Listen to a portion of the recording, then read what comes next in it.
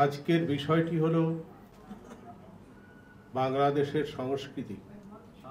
শুরুতেই আমি একটা কথা বলি, একবার এই চলচ্চিত্র নির্মাণের কারণেই আমি চেকোস্লোভাকিয়া গিয়েছিলাম। চেকোস্লোভাকিয়া না, পিয়াংয়াং ফিল্ম ফেস্টিভ্যালে আমার স্ত্রী সহ। আমি যখন প্রথম দিন 5 স্টার হোটেলে খাবার খেতে গেলাম, আমার স্ত্রী খাবার খাওয়ার আগে বুফে খাবার নিয়ে এলাম, এরপরে হাত ধুতে গেলাম। তো আমার স্ত্রী বললেন, হাত ধুতে যাচ্ছ কেন? বললাম আমি হাত দিয়ে খাবো।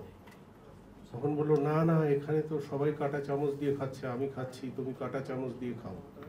আমি তাকে বলেছিলাম আমি যে একজন বাঙালি,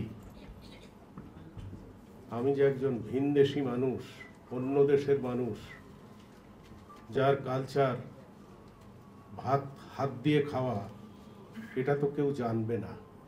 আমাকে দেখে অনেকে আমার দিকে তাকিয়েছিল। আমার হাত দিয়ে খাওয়া আমার আচার আচরণেই আমার সংস্কৃতি, আমার ব্যবহারই আমার সংস্কৃতি। আমি বলি, আপনারা একটু লক্ষ্য করবেন, পৃথিবীর সব দেশের মানুষ, ইভেন আফ্রিকার জঙ্গলে থাকা মানুষও খাওয়ার আগে স্যুপ খায়। এটা স্বাস্থ্যের জন্য ভালো। আর শুধু বাঙালি, পূর্ব বাংলার বাঙালি শুধু, এদের একটা আলাদা কালচার আছে। এরা ভাজি দিয়ে শুরু করে খাওয়া, এটা এদের সংস্কৃতি, এটা এদের বহুদিনের লালিত সংস্কৃতি। সংস্কৃতি পাল্টানো যায় না, সংস্কৃতি ডেভেলপড হয়,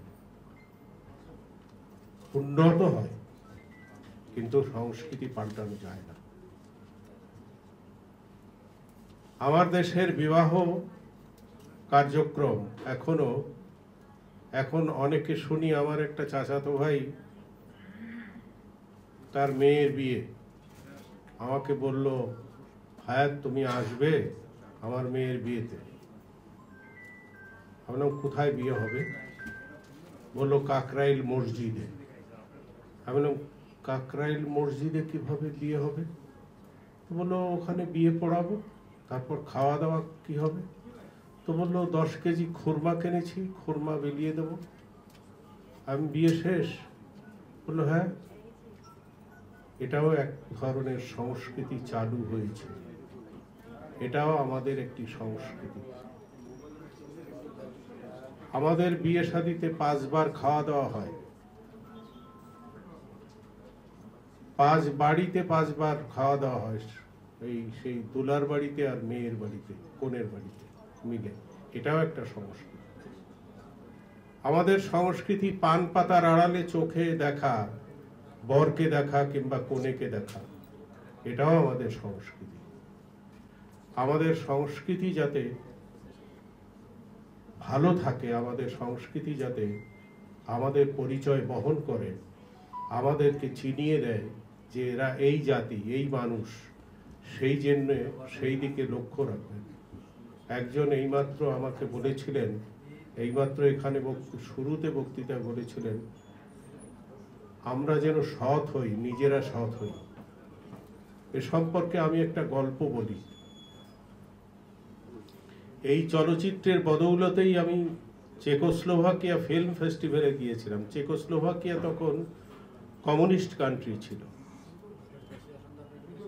আমি যাওয়ার সময় ওখান থেকে বাই ট্রেন লন্ডন যাব বলে কিছু পাউন্ডও সাথে নিয়েছিলাম, 1000 পাউন্ড সাথে নিয়েছিলাম, আর ওখানে খরচ করার জন্য ডলার নিয়েছিলাম। ওখানে গিয়ে শুনতে পারি আমার বাবা মারা গেছেন, যার ফলে আমার লন্ডন যাওয়া হলো না। আমি তড়িঘড়ি করে চলে আসলাম। সে 1000 পাউন্ড আমার কাছে ছিল। তো যখন চেকোস্লোভাকিয়ান ইমিগ্রেশন ক্রস করি, তখন যিনি ইমিগ্রেশন অফিসার ছিলেন, আমার পকেটে ওই মানিব্যাগ দেখে, মানিব্যাগের ইয়ে দেখে, পাউন্ড দেখে বললেন এটা কি। তখন আমি খুলে দেখালাম যে এটা পাউন্ড, ইংল্যান্ডের কারেন্সি। তখন উনি বললেন যে ইট ইজ টু বিগ। আসলে পাউন্ড সাধারণত বড় হয়। আমি তড়িঘড়ি করে আসার সময় আমার সমস্ত কিছু এনেছি, কিন্তু টেবিলের সেই পাউন্ডগুলো রেখে দিয়ে এসেছিলাম।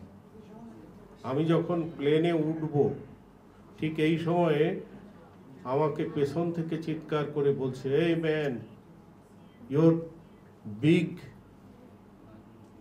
মানি, ইউর বিগ কারেন্সি। আমি হাফ ছাড়লাম।